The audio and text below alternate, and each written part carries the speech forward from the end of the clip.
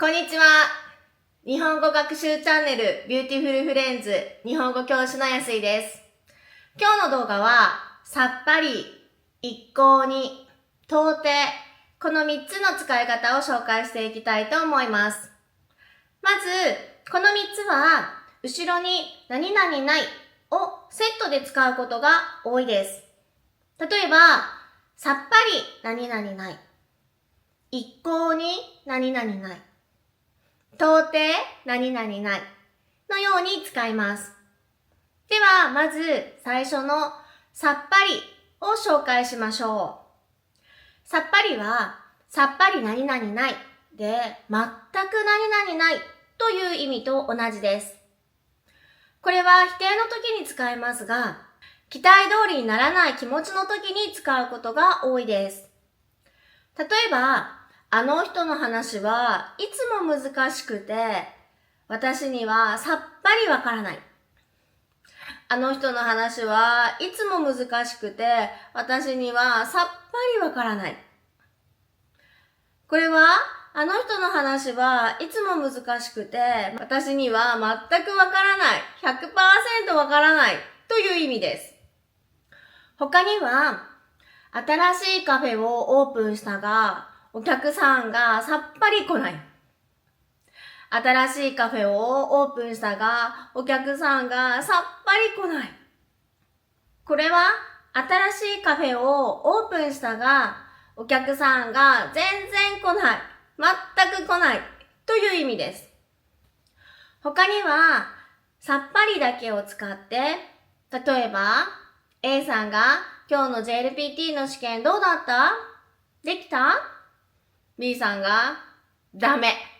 さっぱり。これは良くなかった。うまくいかなかったという意味です。次に一向です。一向は一向何々ないという形で、全然何々ないという意味です。この一向ですが、何かが起こるのを期待して待っているのに、期待通りにならないから、イライラしたり、不信感が募ったり、そういう気持ちを表すときに使えます。つまり、待っているのに時間が経っても全然何々ないという意味です。例えば、薬を飲んでいるのに一向に熱が下がらない。薬を飲んでいるのに一向に熱が下がらない。これは薬を飲んだら普通は熱が下がると思いますよね。でも熱が下がらない。この薬本当に効くの？という気持ちになります。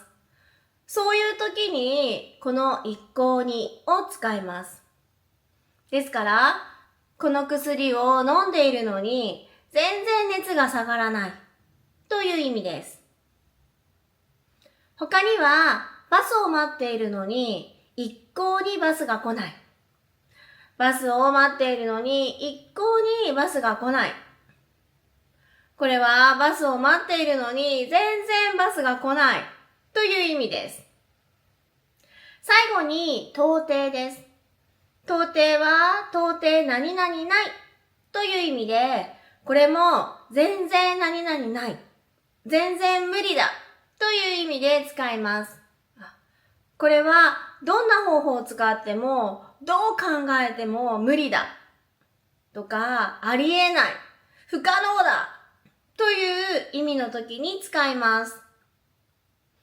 例えば、うちの息子の実力では東京大学には到底合格できない。うちの息子の実力では東京大学には到底合格できない。これはうちの息子の実力ではどう考えても 100% 東大に合格することができないという意味です。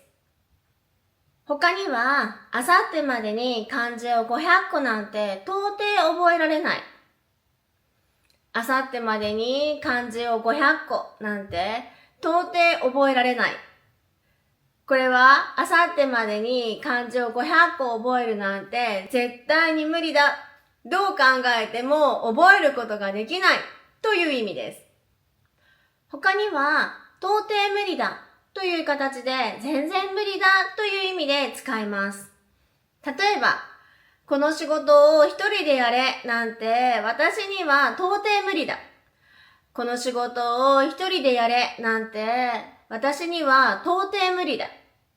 これは、この仕事を一人でやるなんて全然無理だという意味です。どうですか？さっぱり、一向に、到底。これは何々ないという形をとって 100% 何々ない。